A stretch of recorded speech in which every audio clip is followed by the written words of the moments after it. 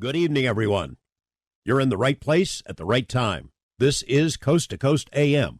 My name is George Knapp, your occasional host, designated driver of the airwaves, and moderator of tonight's upcoming cacophonous cavalcade of conversation. Thanks for joining us tonight. What's cooking?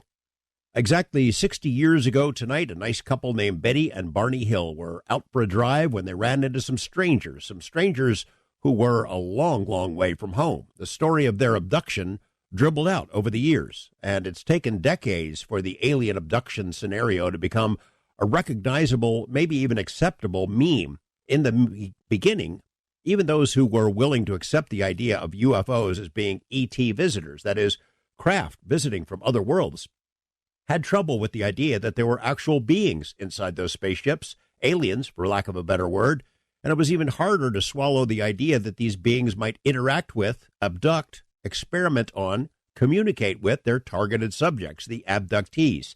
The mainstream scientific community still doesn't buy it, of course, no matter how solid the stories, no matter how respectable the abductees might be. It's just a bridge too far for them. That is still the case, even though, the world has made some major adjustments to its belief system regarding UFOs and UAPs. The revelations of the past few years about secret government studies and projects, perhaps even saucer retrievals. There's congressional interest and media coverage. That's all true. It's happening now. It's one thing, though, to talk about and investigate government programs and secret files. Reporters, members of Congress can handle that, can handle the videos of unknown craft, buzzing Navy warships. And it's true for the UFO public. But no one is comfortable entertaining the idea that these visitors, if they are visitors, are interacting with humans up close and personal, taking people against their will, doing things to them, and that they've probably been doing this for a very long time all over the world. That's a lot tougher to swallow. The result is that with all this hoopla about UFOs, UAPs in recent months and years, the stories told by what we now call experiencers have been kind of lost in the uproar, drowned out. They're still tough to swallow for anyone other than the people to whom this stuff has happened. Tonight, on the 60th anniversary of the Betty and Barney Hill case, I thought we might hear some personal accounts that bridge the two current UFO paradigms, the more dominant storyline about secrets and cover-ups involving the military, and the less accepted but equally compelling personal narratives told by those who've been face-to-face with these beings, whoever they are, wherever they're from. My first two guests tonight have told parts of their stories before. They were military men, trusted by their government, by their higher-ups, assigned to some of the most sensitive work anyone could have, protecting nuclear weapons installations, nuclear launch facilities on the so-called Northern Tier. That's the string of bases along the U.S. and Canadian border, bases that, over the years, have been visited repeatedly by unknown craft that penetrated security perimeters and hovered over the nukes. The stories of those encounters are chilling by themselves, but what came next for these eyewitnesses takes this to a whole different level. Those parts of the story have not been told, but we're going to hear them tonight. Then in the second half, sky monsters. Humans have been seeing pretty strange things and beings in the skies for as long as we've had recorded history. These huge birds, beasts, creatures, both frightening and inspirational. They're part of cultural history and cultures all over the world. Thunderbirds, Mothmen, flying devils, dragons, lots of names, many different stories. A new book by writer T.S. Mart shares the illustrated history of the sky monsters, and it's a fun and educational read. We're going to jump into the thick of that coming up 2 hours from now. Should be a lot of fun. And maybe some of you have seen things like these and want to share your stories with us as well. Keep that in mind. Former congressman from Nevada died, and many of you outside of Nevada won't know his name, Jim Bilbray. Bilbray was a contemporary and colleague of Senator Harry Reid. Both of those guys served in state government before winning seats in Congress. And if you know your recent UFO history, you might recall that Harry Reid, as Senate Majority Leader, secured funding for a secret Pentagon study of UFOs. His friend, Jim Bilbray, was also a supporter of this kind of research. He helped me very quietly behind the scenes multiple times over the years in trying to pierce the veil of UFO secrecy, in particular about Area 51. For one thing, his office tried to help document the work history of whistleblower Bob Lazar. I know he's very controversial even today. Like us, though, like our news team, the congressman ran into a brick wall when he tried to get verification of Lazar's credentials. He was told, not that we don't have the files, but he was told to buzz off, basically, because he didn't have a need to know, which ticked him off. Later, he was instrumental in putting me in contact with some Russian scientists who were here in this country, and they opened the door to Russia's UFO secrets and files. Anyway, Congressman Jim Bilbray, who visited Area 51 multiple times after we aired those first big stories about what might be underway out there in the desert, was a courageous guy who succumbed today to some long-standing health battles, and he will be missed. We have two really interesting guests. I've been looking forward to this conversation for a long time. Jeff Goodrich joined the Air Force in 1977 as a missile maintenance technician. He was stationed at Ellsworth Air Force Base in Rapid City, South Dakota from 1978 to 1994, then transferred to Malmstrom Air Force Base in Great Falls, Montana, retired from the Air Force in 1997 as a tech sergeant. He has had a strong interest in UFOs from an early age, had a number of UFO sightings over the years, and is quite possibly a lifelong experiencer, including an incident that happened during his time at Ellsworth. Mario Woods left the Air Force in 1983. Soon after, went to work for the U.S. Department of Energy as a contractor and security and inspector, working in the nuclear industry production facilities. His first facility was a General Electric neutron device in Florida as a security inspector. While he was employed there, he is also sent to Los Alamos National Lab in New Mexico, assigned as a personal guard to a scientist in the Advanced Nuclear Research Facility at Area 450, or S4. His UFO incident in 1977 was featured in the 2020 program Unidentified. He is a witness and an experiencer to the Ellsworth UFO case. Both of these guys, we're going to talk about the Ellsworth case, but what happened to them since then is the part of the story that really hasn't been told. Jeff and Mario, glad to have you here. Thank you, George. Glad to be here. Thank you for inviting me. Jeff, let's start with you. So I want both of you to tell me the story of the Ellsworth incident from your perspective, what happened to you. And after we do that, then I want to delve into your personal lives and what's happened since then. So let's start with you. This is 1977 at Ellsworth? It was Mario's incident that occurred in 75. All right. Ellsworth. All right. Mine occurred at Malmstrom Air Force Base. Well, let's hear your story then about Malmstrom. I was transferred from Ellsworth Air Force Base in July of 1994. And I had a sighting on Malmstrom Air Force Base of 5 very large white triangles in February of 1996. I worked in missile handling at the time.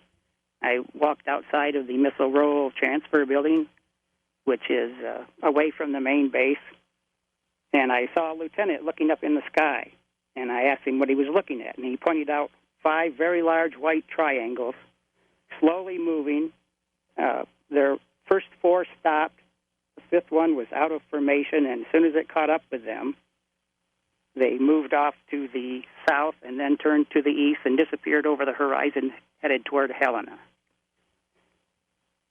And what was the reaction from the military at the time? I mean, you saw these things. Did you report them? Yes, the lieutenant had called the air traffic control tower on Malmstrom, and they told him they didn't detect anything on radar. He also called the air traffic control tower at Great Falls International Airport. They said they didn't pick up anything either. So were no helicopters or jets? Nothing was scrambled to go after these things? No. And did they linger over the nuclear weapons storage areas?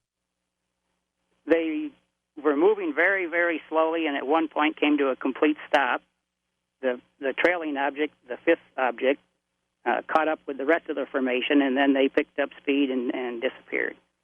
Had you heard the stories, Jeff, about the Northern Tier cases, the things that had happened in the 70s over those same bases? Oh, yes, absolutely.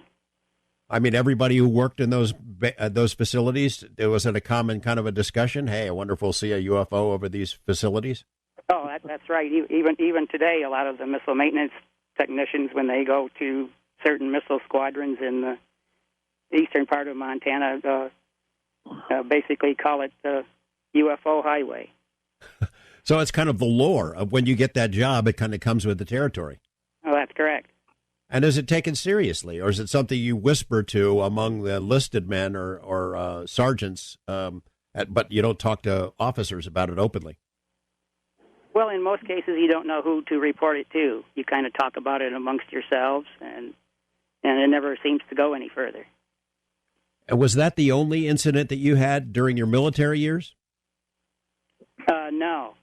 I had a few other incidents that happened while I was still in the military, stationed at Ellsworth in 1994. Well, tell us that part of the story, then we'll go to Mario. Okay. I guess that's how I got the idea that you had seen something in Ellsworth, because you did see something in Ellsworth. I did, yes. Okay. All right. Tell us about that one. In July of 1994, I went camping at a place called Moon Campground. It's a Forest Service campground right on the South Dakota-Wyoming border. I was with a group of friends, and I was in a tent. 2 other people were in a van, 2 other people in a separate tent, and 2 others in a camper on a pickup. At about 3 a.m., I was awakened by a very bright white light, so bright that it woke me up through my closed eyelids. I raised up in my sleeping bag, tried to get out of my sleeping bag to open my tent flap to see what was going on outside. At that point, I just became paralyzed. I couldn't move. I couldn't speak. I couldn't open my tent flap to see what was going on. After a few seconds, I laid back down and went to sleep. In the morning, we all talked to one another, and we all experienced the same thing. We later found out that Vicki, who was in the van with her husband Chuck, had been abducted that night. They removed her from the van, walked her down a little gravel road to a meadow where this object had landed, and inserted a needle in her navel as a pregnancy test. Her back into the van. She woke up in the van early in the morning with sweatpants down around her ankles. None of us could remember anything else. We all tried to say something or get out of the camper or the tent to find out what was going on, but we were all paralyzed and couldn't move. I take it nobody else figured out what had happened. You couldn't know for sure what had been behind this. No. We're going to come back to that story. Mario, I want to bring you into the conversation. There's a little bit of an overlap in the times when you two were at Ellsworth, I think. Did you know each other at Ellsworth? I did not know Jeff at the time, no. Let's hear your story. Now, this happened in 1977 at this same base. Were you aware of the stories of things that had happened there and at other bases in the Northern Tier? Oh, yeah. It was well discussed, especially among security police, because we actually lived, away from the main support base of Ellsworth out in the missile fields. There was 150 Minuteman nuclear missiles there in silos and 15 launch control facilities, which is where you live for 3 days at a time and then off for 3 days. And that was staffed with 6 police officers, or I should say security policemen, 4 missile crew personnel officers, which 2 would be underground, 2 flight security controllers, and a site cook, and a site facility manager. I already said that. But anyway, so there was a bunch of us all out in the missile fields at all times. It was a 24-hour, 724 staffing, position that was done all the time. But we actually lived there. So you got to see quite a few things, I'd say. And were you kind of, it's your job to watch out for these things and to protect the perimeter. Were you you're kind of on the lookout for it? You're on, it's in the back of your mind that this has happened before to people in your position at other bases along the Northern Tier? Well, sure. Well, back during that time was the Cold War, so it was always the threat always existed with terrorism or any of the movements that were going on, politically and that kind of thing with American Indian movement and other stuff that was occurring. But in those areas where these missile sites are located, you can see something coming from a long, long way, and which really aided us to thwart any kind of terrorist activity or anything like that. And on this particular night, I just happened to walk outside the launch control facility of November 1, and just looking at the stars, because really the state tree in South Dakota should be a Ma Bell telephone pole, because there's no trees out on the prairie hardly at all. And I just happened to look to the east, which was back toward Ellsworth, about 55 miles away, and saw an object at about 30 degrees on the horizon, exactly in the, say, about a 3 o'clock position from where I was standing. I'd be facing north. And it looked like, I honestly thought it was a couple of B-52 bombers, which is what they supported at the main base at that time, doing low-flight sorties at night, because they have, those really, really bright flying lights, and they fly together sometimes, always in pairs. And but it didn't have that same effect. It wasn't moving as an aircraft would have been moving at 300 or 400 miles an hour or faster. And I just got the idea for some reason to flash the facility lights at it. I thought it was helicopters or airplanes, and my father was a merchant seaman, and at sea, ships do that sometimes to communicate on open water. And I don't know why I did it. I just walked back in the flight security controller's office and flipped the facility lights 5 or 6 times. No sequential order, no SOS or nothing, just flipped the lights at it, thinking maybe they'd flip the lights back or come our way or something, and next thing I know, when I walked back out there, it went out. And it came back on. And I thought, well, that's strange. So I told a few people about it, and this went on 3 or 4 times. That was about 9:30, went on till about 10:20, and I told my team leader also, who was new with me, it was his first night out there. He was working vacation relief, and I told the flight security controller, and he just kind of laughed at me, and I said, well, I'm telling you there's something out there, and I'm flipping the lights at it, and it's going out and coming back on, And in that process, it moved a little bit further north, and finally it went out about 10:20 or so. It just went out, and I thought, oh, well, no big deal. So I went back inside and watched a little TV or something, which we only had 3 channels back then. So, and I helped raise the antenna at November 1 control so we could have 3 channels.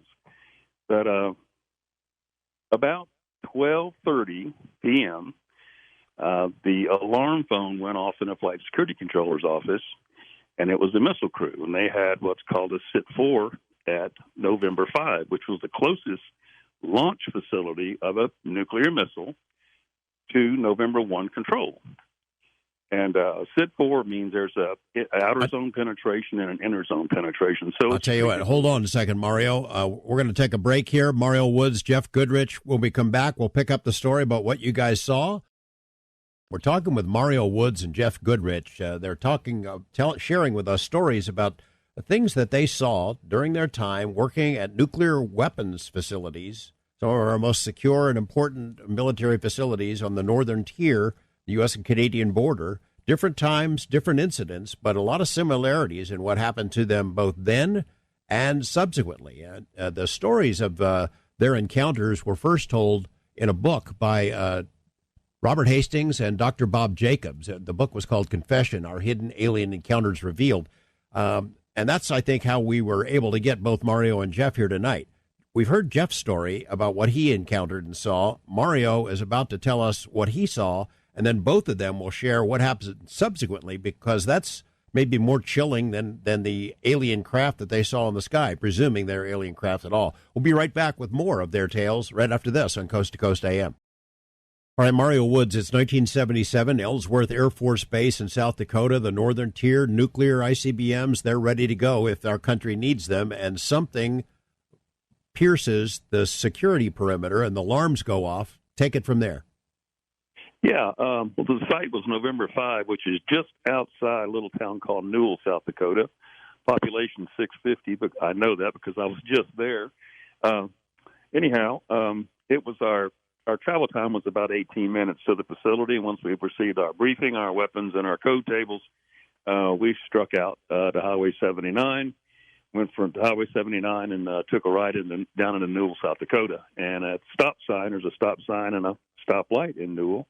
We turned right at the stoplight or stop sign and went about 1.5 miles out on the road, and it drops back off to clay road again, or, dirt road. But anyway, it doglegs to the left, and as we rounded the corner, Heading to November 5, there was an object sitting off of the missile site about 10 feet in the air, just hovering directly over the site. And I'm going to use this as a size expression, which I have in the past, as a super Walmart center. A spherical object that was just gargantuan, looked like a mini sun sitting there at 1 o'clock in the morning.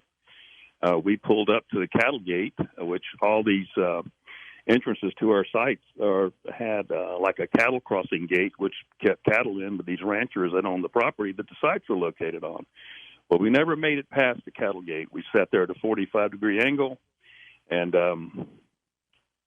some reason or another, the amount of light that was inside of our vehicle, that we were just lit up. I don't know how else to describe this, but it was so bright you could see the insides of your eyelids. I mean, almost through your hands, it seemed, and the atmosphere was taken out of the vehicle.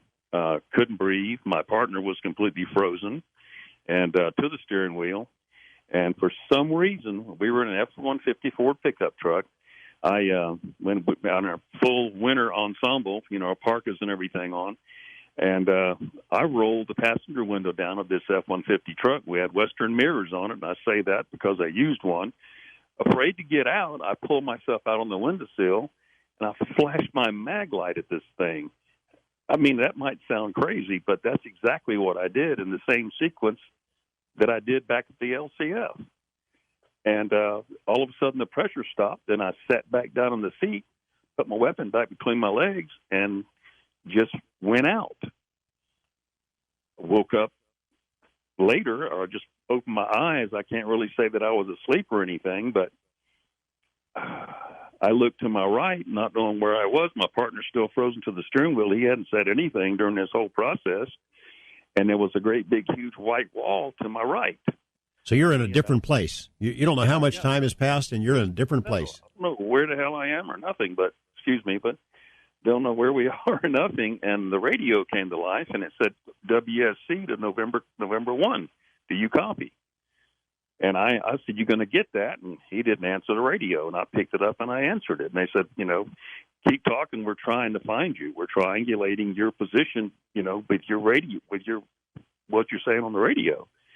So I was just kind of in a daze, and he was still incoherent. And as I said, I looked to my right, and there's this wall that goes up a great deal, 30, 40 feet high. And it wasn't a wall like a concrete wall.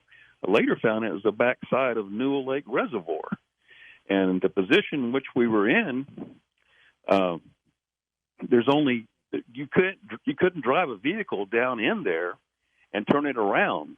But we were facing the direction to go out. But when I stepped out in mud, and the temperature of the night was between 9 and 15 degrees, and everything was frozen everywhere else. And that white wall was covered in snow because there had been an early blizzard in late October and early November. And so everything was still coated in snow. And this is a place that nobody goes. I'd never been there before. And it was about 11 and a half miles from November 1 LCF. It was about 11 and a half miles from November 5 missile site, where we were and supposed to be, and it was about 7.5 miles away from November Control, where we lived or stayed for those 3 days. So it's a real strange, when I plotted it all out, it's like a Pythagorean triangle, that whole thing. And when I really studied it, it looks as if when I first saw that object to my east, standing in the parking lot on the launch control facility, it was out over Newell Lake where we were. So when as I said, communication was made with Wing Security Control and people were looking for us, I noticed it started getting light. I had no idea that almost 5 hours had passed. So they had three backup alert teams looking for us. And unbeknownst to myself, until just this past month, there was about 15 police officers, state troopers looking for us out of Newell and out of Sturgis that the base had contacted in order to find us. And, of course, they didn't find us.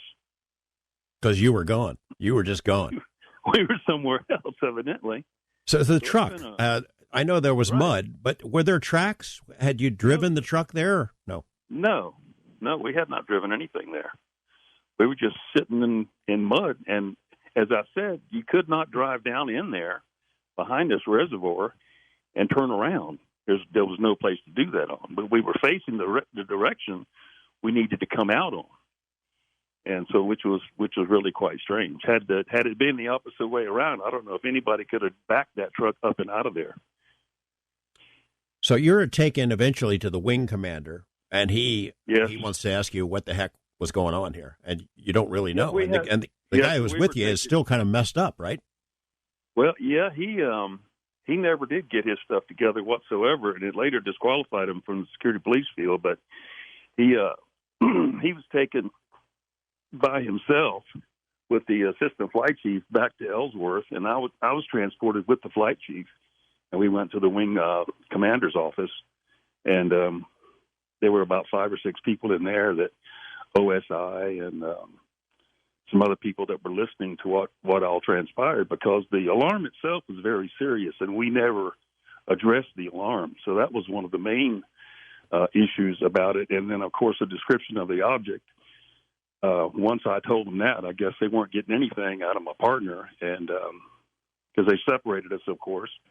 And so, of course, I did a report, which was 3 pages in length, but you got to press really hard because you got to make triple copies of that. And they don't give you any of that. And from that interview, which lasted about 2.5 hours, of course, I was told not to talk about anything, and took me to the flight surgeon's office, where I was examined. And in the point of examination, after ears, eyes, nose, and throat, and everything else, he wanted to take 2 skin samples, and it was above my right eye and on the back of my right hand, and that was the hand that was ungloved. And of course, they kept those skin samples, and I never got anything from anything told to me further. And I was transferred from November Control to Kilo Control the next time I went out into the missile field, which was the alternate command post. And that way I was with the assistant flight chief and the flight chief at all times. So, and it stayed that way until I received an assignment to go to Osan Air Base, Korea, remote. And about 2 weeks later, my partner, he showed up at my apartment in Rapid City, and he was still pretty upset. And I had never known him before. It was our first time we had ever worked together. And we sat down and drew some stuff and drew some pictures and what we both thought and saw. And it was quite strange. He gave me his information, and I never saw him again. And I've been hunting for him for quite some years now, as have, Robert Hastings has also helped in that search in the past, and a few of his contacts. And he said he lived in Chicago, Illinois, but I haven't been able to find him or locate him. Well, let's just say his name is Michael Johnson, right? Michael Johnson? Yeah, that's correct. Michael Johnson? If you're the guy, Michael Johnson, if that's you, and you remember, Mario Woods, give us a call or get a hold of Mario, because he's looking for you. And would like, we'll come back to your story, Mario. I want to bring Jeff into this. Jeff, were you able to stay in touch with any of the people who you worked with during your incident, who would verify that they remember it the same way you do? Yeah, some of them. The lieutenant that I cited that saw the large white triangles, retired as a full bird colonel and lives just outside of Great Falls here, and I've talked to him about that incident several times. We never heard from any official about it. I never discussed it with the lieutenant, other than to find out if he was told anything by the air traffic control tower on the base or at the Great Falls International Airport. He said no, and we hardly ever spoke about it after that. And is there a paper trail, Jeff? Did you ever try to see, hey, did anybody file a report on this? I'm filing a FOIA, and I'm going to get it and copies of any records to verify that I remember it the same way? To my knowledge, no one filed a report with the Air Force. However, I did fill out a sighting report form for the Mutual UFO Network, but I never got any feedback on that either. And Mario, did you look for documentation? Oh, always. I was never provided any, nor given any. especially in medical records because of the skin samples. I wanted them, but that was not included in my medical records. You had some burns, right? That's correct. It looked like sunburn. I'm from Tampa, Florida, so I was quite used to that. But living in the Dakotas for as long as I did, you just kind of lose your tan, but you recognize the effects of a sunburn quite easily. And the next day is when I felt it, later on that day, 2 or 3 o'clock. But, yeah, it was kind of strange to have this whole occurrence happen. And I didn't even know at the time when the doctor said, you have these burns on you. And he said, I need to take a skin sample. And I just, what? Because everything was just coming at me so fast that particular day. I hadn't slept, or I don't know what happened, but I know from 6 to 4 that afternoon, I was wide awake, as anybody could be, and had been all night long. So it was quite an ordeal. Jeff, it's my understanding that the people who get these kind of jobs, these kind of assignments, you can't be a slacker. You got to be on top of your game. This is you got to have a security clearance for this job, right? That's correct. Either secret or top secret. In some cases, top secret crypto. And you're also on what was then called the Personnel Reliability Program, that you have to report every medication that you take, frequent random drug testing. There's a lot you have to go through. You've heard the stories, I'm sure. If you've shared this in public, both of you guys, the kind of things that Robert Hastings deals with. This must have been some kind of a test. Some other unit was testing security procedures and precautions at these facilities, and that explains these intruders. Jeff, I want to get you to talk about that first, and then Mario. Well, that very point came up a lot with all of these videos from gun camera footage of F-18s on the one agency of the government conducting tests unknown to the Navy, which when you're involved in a carrier battle group or security at missile sites, it's just too dangerous to endanger your own people and put them at risk like that. It doesn't make any sense whatsoever if these vehicles are ours and belong to the government. Same thing, Mario. I mean, these are nuclear weapons. This is World War III. This is apocalypse here. It seems like those kind of tests would be pretty risky. Oh, extremely so. We go through normal testing anyway, which are what's called standboard evaluations. And, they'll simulate a lot of things. I mean, you're normally not with aircraft. Sometimes perhaps with a helicopter, but that would be during daylight hours because they'd be afraid, we'd shoot one down or something. I mean, we are pretty heavily armed, and within the job scope just to perform what we do.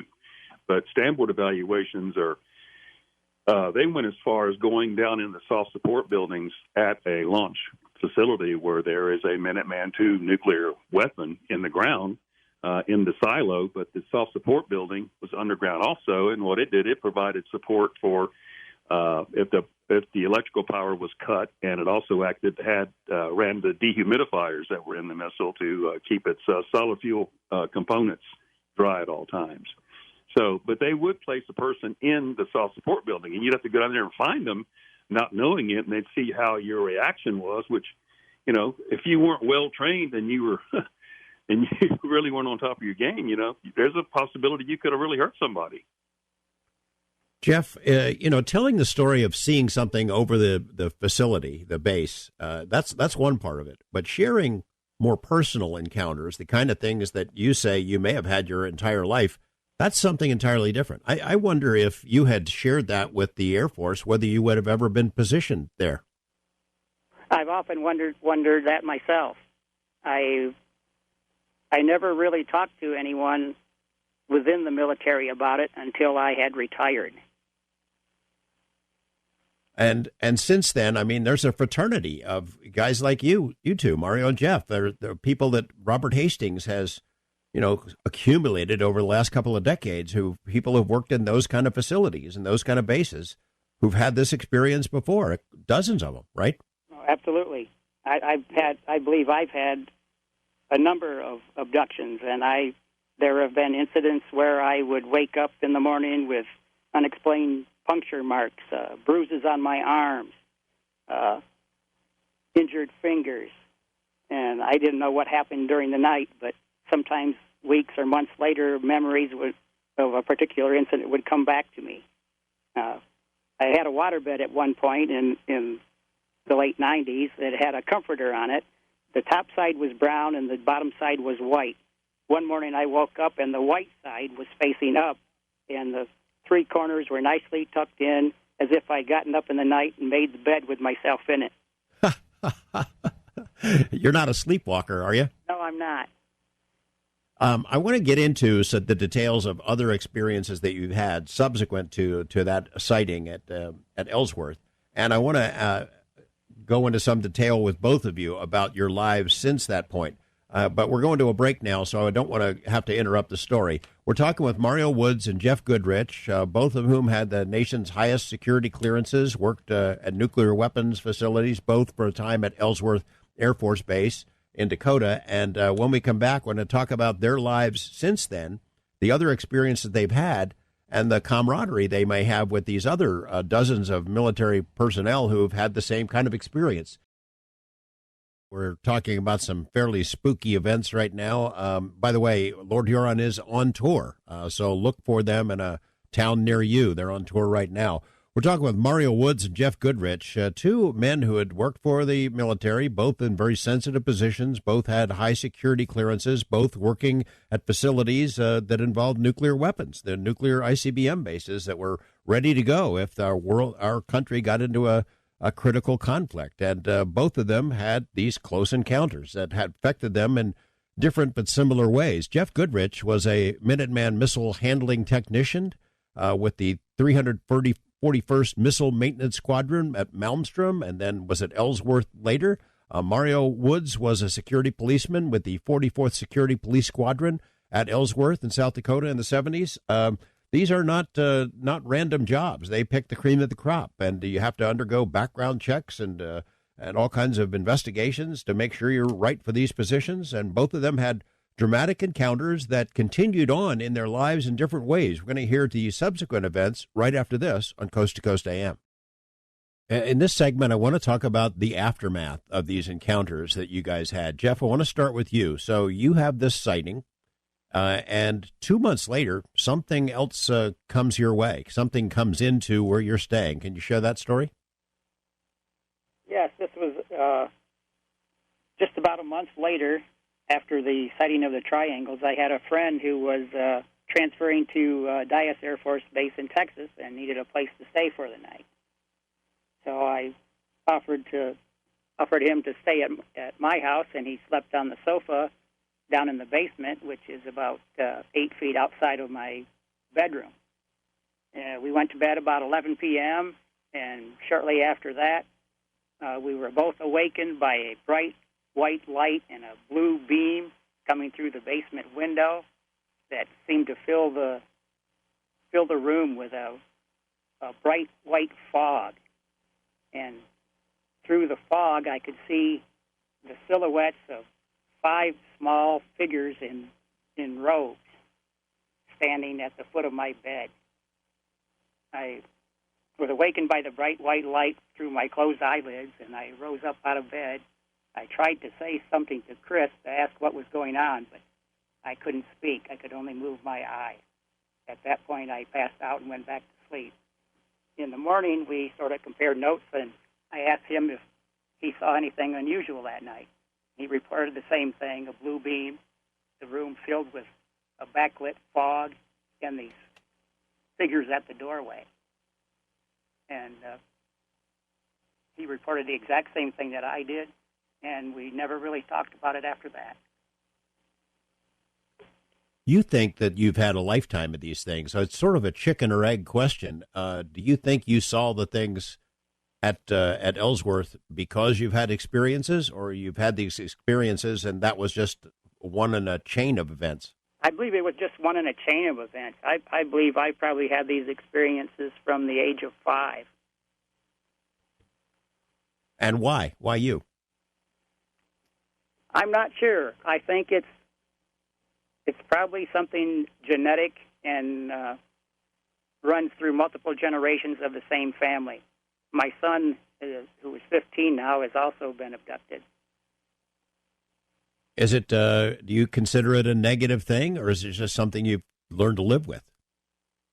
Well, it's a very traumatic experience at first, and just in dealing with it, it's a form of PTSD, and one that you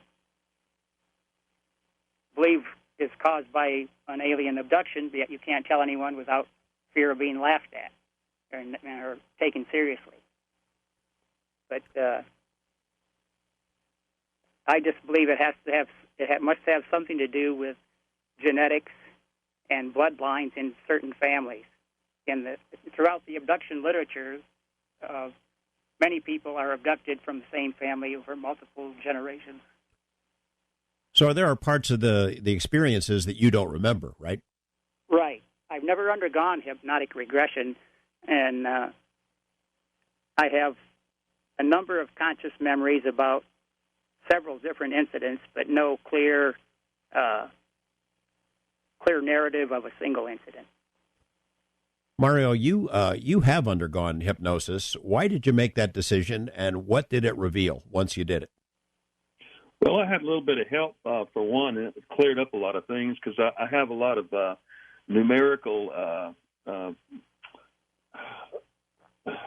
occurrences where 111, 313, 411 are hours that I just seem to just pop awake or something awakens me. I don't know why that is, but I've always been that way. Even working rotating shifts, 12-hour shifts, I've done that.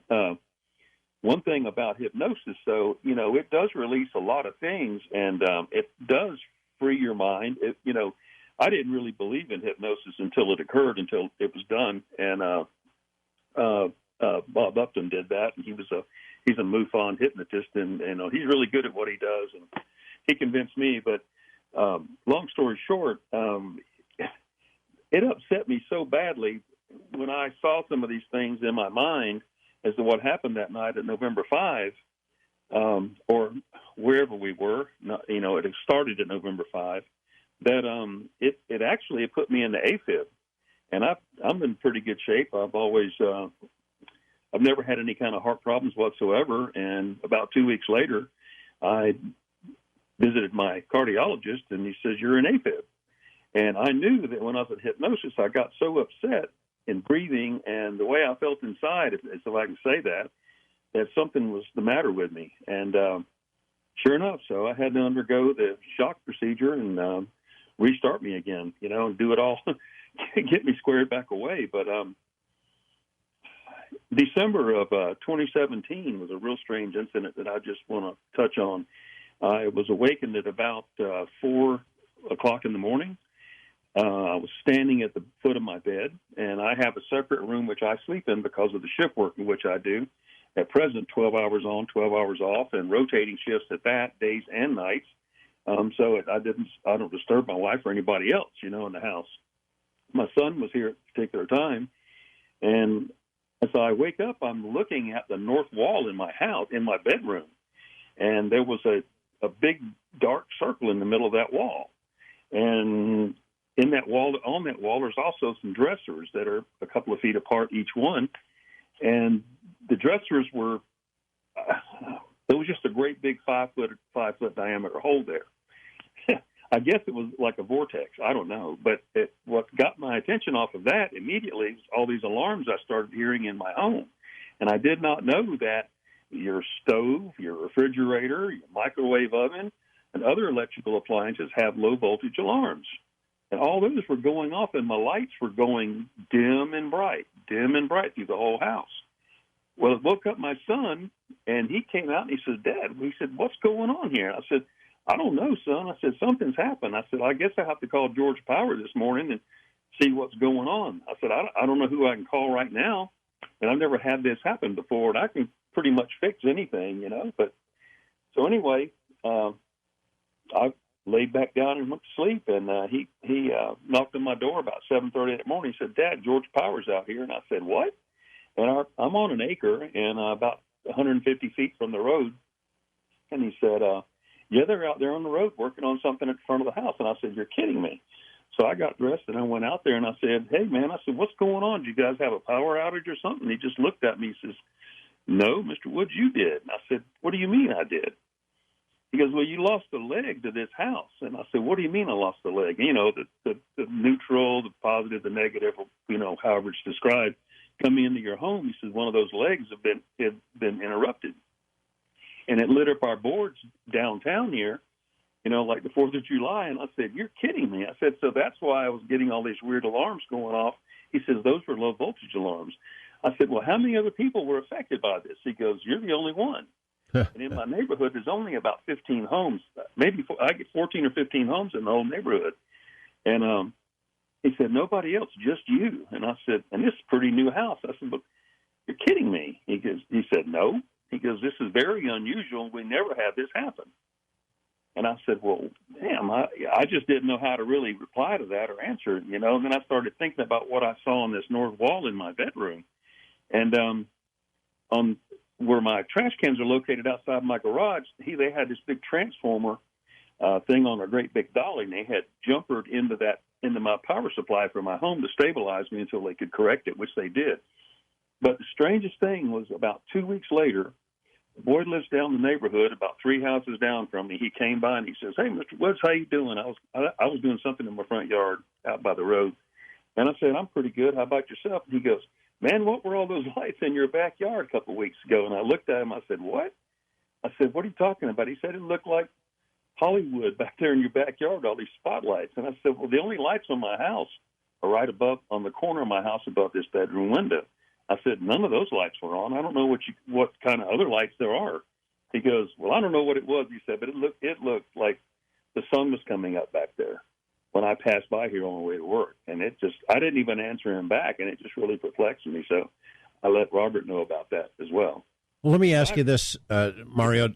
You did undergo hypnosis for the missing time from your event at the military base. Did you get that filled in? Were you able to find out what happened? Quite a bit of it. I saw some things I hadn't seen before or didn't realize, and it gave me some tunnel vision into some things that just kind of really disturbed me, you know, later. And it was about 13 or 14 months before I ever looked at that DVD, to be honest with you. Robert kept asking me if I looked at it, and for some reason, I just couldn't look at it. And I finally did see it, and I saw it one time. My son and my daughter saw it, and they didn't even know what to say. They just really thought, you know, they could see how upset I was, because in that hypnosis session, it really bothered me. And I said, that's when I went in the AFib, and I knew it. I guess that's how upset it got me. So is it the traditional scenario that happens when people are taken? Medical exams, things like that? My tunnel vision is something was standing beside that vehicle on my side. And the only thing I had to separate me from them or it was the glass in the window. And I could feel them, and I could hear "do not fear," but there was not words. It was as if I'm being talked to from the inside, like, you know, through water or something. I remember a lot of pain in my wrist, my right wrist, for some reason. I remember seeing that vehicle moving away from it, and I was on my back. And when the door was closed when I looked and I saw it, and I was about 3 feet off the ground. I guess I was on my back because I saw the side of that truck sitting right there. And when I just returned out there to November 5 to see all this again, it broke me down. It really did. That's really hard to get past right there. But yeah, I remember hearing those words, and I'll never forget them. And as I said, there was nothing verbally said. It was all inside, as if they're talking to your fluids in your body or something, or vibrating. I guess it's like breathing amniotic fluid when you're in your mother's womb or something. It's something that you can do. You just haven't done it since you were born, you know. I don't know. Jeff, you have chosen not to undergo hypnosis.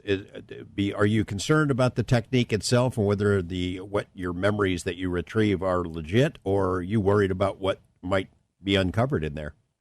Well, over the years, I've studied all of the abduction literature, and I'm just of the opinion that unless it's adversely affecting your life, that you're having nightmares about it, and it has some sort of an impact on your life, you may be better off not to explore it anymore because you don't know what you might find. You're opening a big can of worms.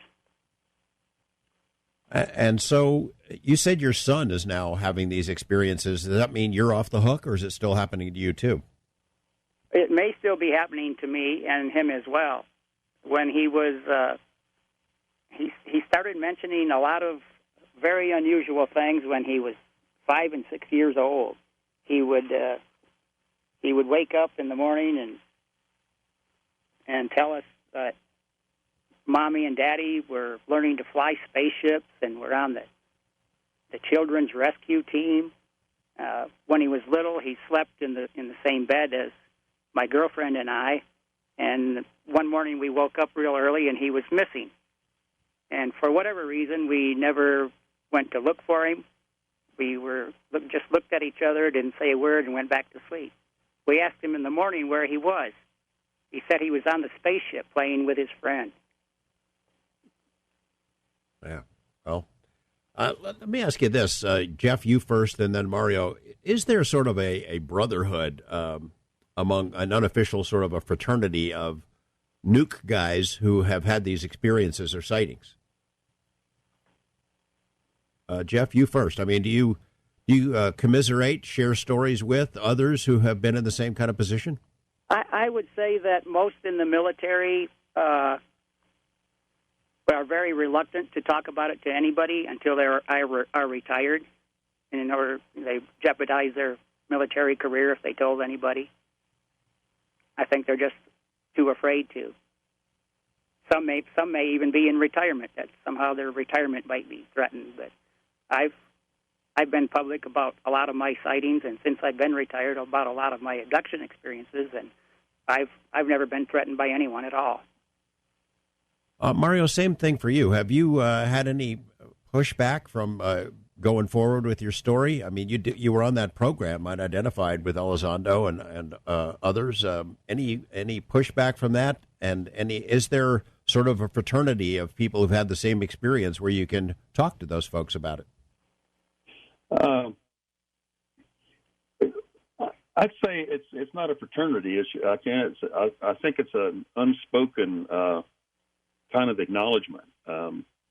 I do know that when I went to work for the Department of Energy, even though I did not answer the question, had any strange incidents ever happened to me, in one of the interviews, which was done by the Office of Personnel Management, when I obtained my Q clearance, I just knew better than to speak of it, even though I believe they had in front of them possibly if the reports or some type of an indicator that had happened to me in the past. And had I brought that up, I don't think I would have obtained that job as a security inspector at that facility, or at the Oak Ridge facility at Y12 or at K25 while I was there.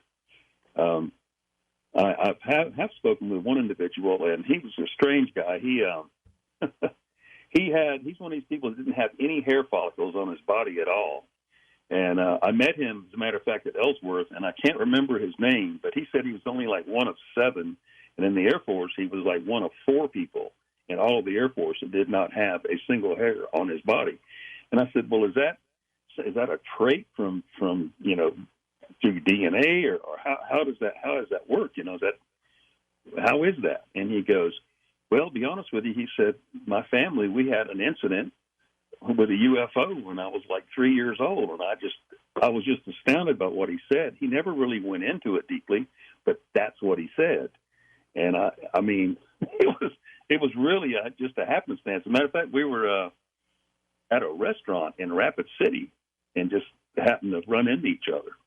And we started talking about it, and he didn't have any eyebrows or eyelashes or anything, and we just went into it. And I drove a sports car at the time, and he started asking me questions about it, and that's how we kind of got to know each other, and it was really a different thing to come across somebody that had that happen to them.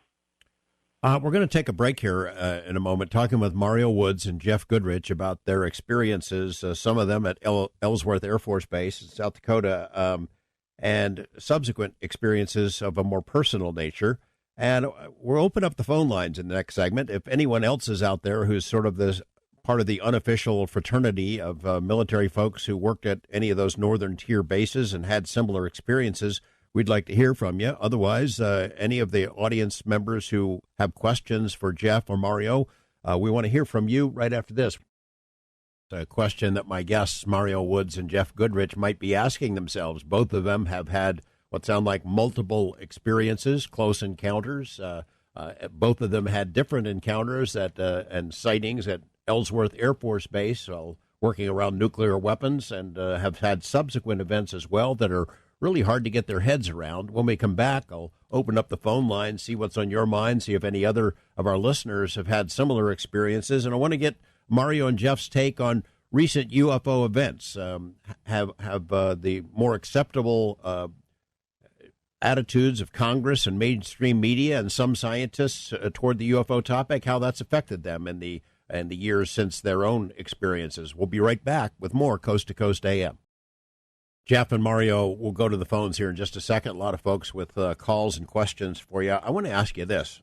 December 2017, New York Times comes out with this story. It kind of starts an avalanche of media coverage. Congress gets interested. Scientists start coming out of the woodwork saying maybe this is worth studying after all. I want to get a sense of how that affected both of you. Mario, you said in December of 2017 you had a sort of an episode. So I don't know if the new media coverage set that off, but in the subsequent months and years, has this felt to you like, if not vindication, then at least that the general idea of visitors from somewhere else is more acceptable to talk about?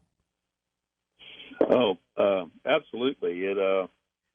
It's going to continue that way. I mean, the difference now is everybody's walking around with a handheld computer and a 4K camera, basically. And I just believe that there are just many more observations. People are paying a lot more attention to it, and we're becoming more open-minded that, we are not the only ones in this vast universe. I mean, we're quite small in the scheme of things if one knows about the size of what is out there. And I just believe that as technology furthers itself and the scientific discoveries that are yet to be made are going to absolutely prove that these visitors are not only here, but have been coming here for thousands of years. And that will continue. And I don't think we will find out. It's not going to be our government that makes disclosure possible. It's going to, when these beings decide to show themselves, then we will all know at one time. However they do that, if they take over our radio waves or all points of communication at one time, I don't know, or how else they're going to show themselves. I have no idea, but eventually they will. But they believe that we are ready, and I think we're about on that verge or that point right now. Jeff, do you feel the same way, or do you feel that they, whoever they are the architects of the secrecy, that they could show it, but they haven't? And I wonder if you also trust our government to be more open, given the experiences you've had with the military. Well, I'm glad to see all of the mainstream media actually paying attention to the subject. However, their first reaction is to dismiss it as misidentification of known objects, or that the objects belong to the government or some foreign government. And I pretty much agree with Mario as far as disclosure is not going to come from the government. It's going to come from who or whatever is behind these objects. It may be an accident or deliberate, and maybe they just don't want to reveal themselves. The fact that they haven't thus far sort of proves that theory. Let's take some calls. Got a lot of folks on the phones west of the Rockies. Jamie in Montana. Hi, Jamie. There. You're on with Mario and Jeff. What's on your mind? Yes. Well, I and a friend had an incident out of Malta, Montana, which is west of Malmstrom. And this was in 2002. And we were driving from Malta to the ranch where I was staying as a guest. And we were on a paved road 10 miles west of Malta, and then we had 20 miles north to go toward the Canadian border. And this gentleman's family owned a 1,200-acre ranch. So as we got further and further at night, all of a sudden there were no farm lights, no lights anywhere. And I said, wow, look at all those stars. And I said, this would be a great place to get out and look at the stars. He said, oh, yeah, for sure. So we got out and jumped up on the hood of the truck. And way off to the west, we could see three jets coming straight east in the sky, way high. And I said, aha, here comes some UFOs. And he goes, no, they're Air Force jets heading straight east toward Malmstrom. So we're just looking at the stars and kind of keeping an eye on them. And they got closer and closer, but they were, probably 12,000 feet up at least. And they kept getting closer and closer, one in the front, two in the back. So they're flying, and when they got just about overhead, they stopped. And I said, did they stop? And he said, yeah, they did. And I said, they can't be Air Force. He goes, no, they can't. And then all of a sudden, the two that were in the back jumped. Now they're in a straight line, 1, 2, 3, right overhead. And I said, my gosh, they got to be UFOs. And they're just sitting there for about, 2 to 3 minutes. Then all of a sudden, the one on the far right, toward the east, went zoom and streaked into the handle. Now, this is honest God truth. Streaked into the handle in the last end of the Big Dipper handle. Then the one in left a streak in the sky. Then the one in the middle went zoom, streaked right into the middle star in the handle of the Big Dipper. And then the one on the left went zoom, streaked. All three of them streaked into the handle of the Big Dipper. Swear to God, I am a 70-some-year-old woman, and this happened in 2002. Jamie, thanks for sharing that. I want to get some reaction from Mario and Jeff. Mario and Jeff, you guys both have heard stories about Malmstrom and the things that have happened at that base over the years, right? Absolutely. Absolutely. This doesn't sound like an F-16 or something, does it? Not at all.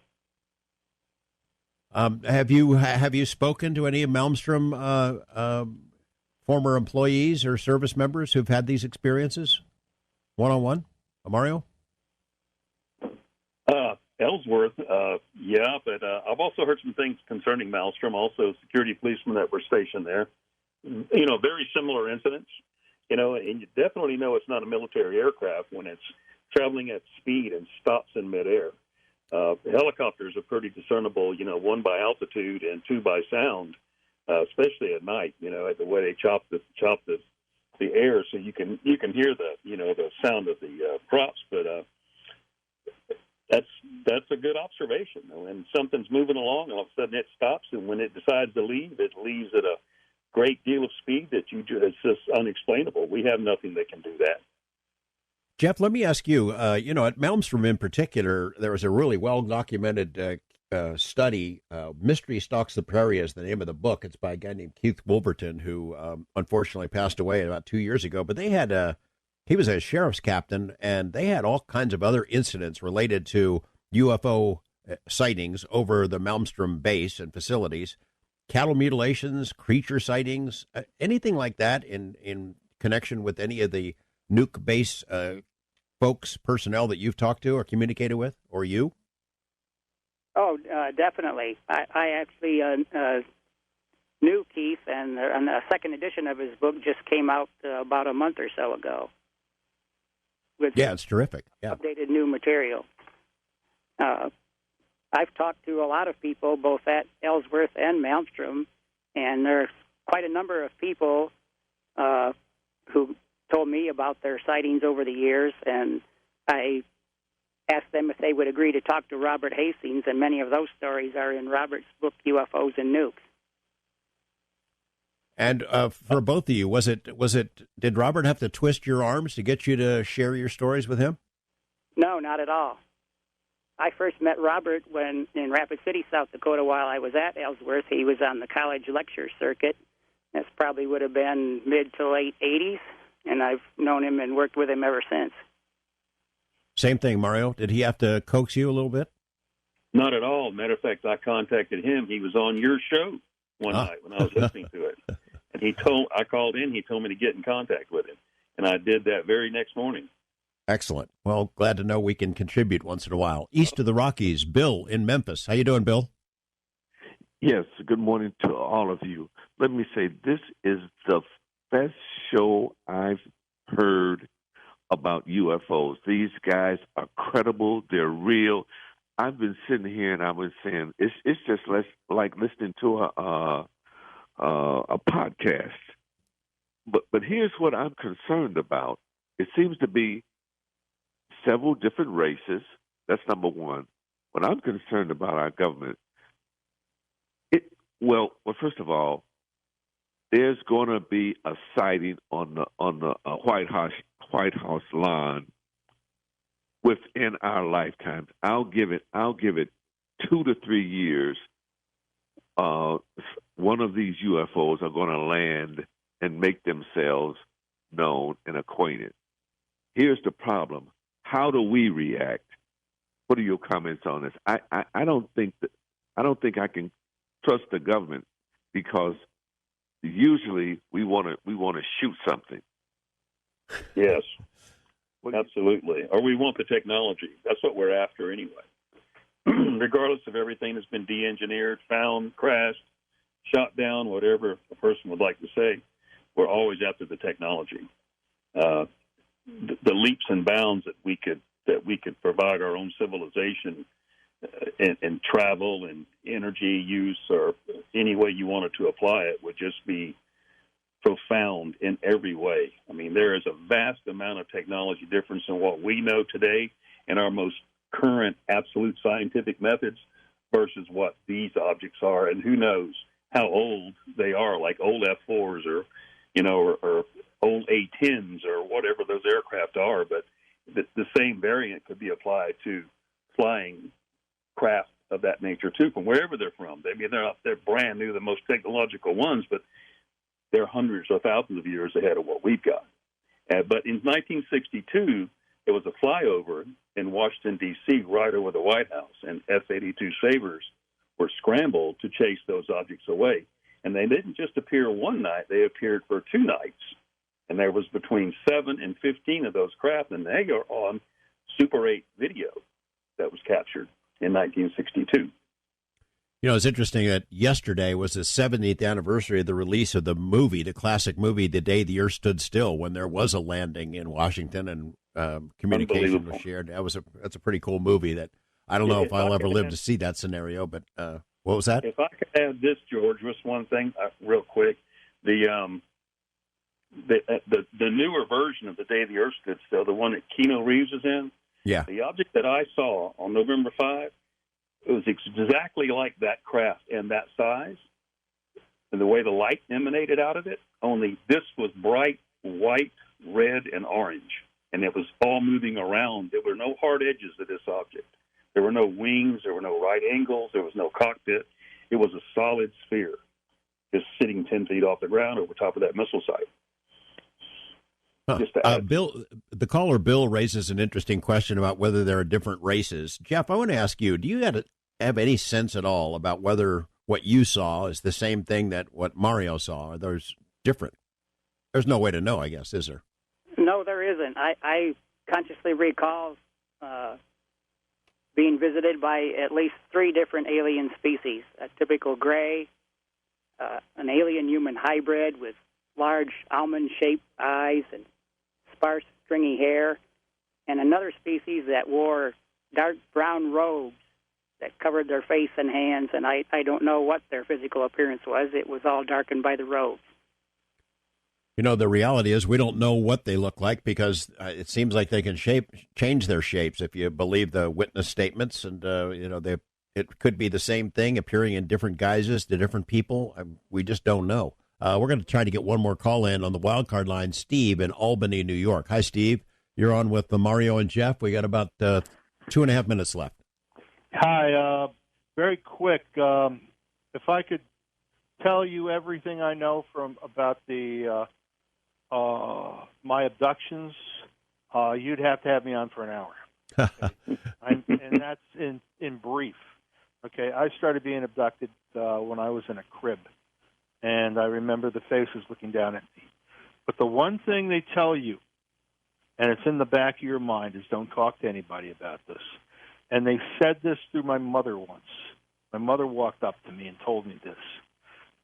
They try to keep it on the download most of the time. And here you are on Coast to Coast. Yeah, well, it took me years. I'm 67 years old. And this was ever since I was, like, in the crib at just months old. So, and I remember they gave me sentience, which is a really rude thing when you're a baby and you're sitting on your back all the time. And you remember people talking to you, and you can't communicate with them. And my parents kept talking to me in baby talk, and I couldn't talk to them. And my parents were a little bit on the offside, so I'm not going to get into all this. But the whole thing is that my mother came up to me and said, "Don't talk about anything." Steve, thank you for sharing that. I want to get these guys to react to that, but thank you. You raised an interesting point. Mario, for you first, then Jeff, were you told, as Steve was, don't talk about it by them? What I remember was do not fear. That's been the main thing that has resonated in, and not just in my mind, but through my body. Do not fear. And I don't know. I don't think they mean us any harm. I think they know a lot more about us than we know about ourselves, and they've been here literally forever, and lineages are studied throughout families. I don't know how else to address that, but it's just a matter of fact, and I believe people are coming to grips with it a lot better in this day and age than they were 25 years ago. And it's just going to continue to be more of an open book subject as time goes on, because people are coming to grips with what's going on. They've had things occur in their lives which are unexplainable, and but they always seem to add, the pictures to what has happened to them, and they know what's going on with them. Jeff, do you think that they want us to be quiet, or are they got to bust it out here sometime? I've never been told to be quiet about it, but they've always told me, don't fear, they don't mean to harm me, and they haven't harmed me deliberately. They've always brought me back. What would happen if we had disclosure and a craft landed on the White House lawn tomorrow, how we would react, it's hard to say. We can't even get along with our own kind on this planet. That's for sure. Mario Woods, Jeff Goodrich, thank you both for being here and sharing your stories with us. I hope to stay in touch with you, and maybe we can talk again sometime.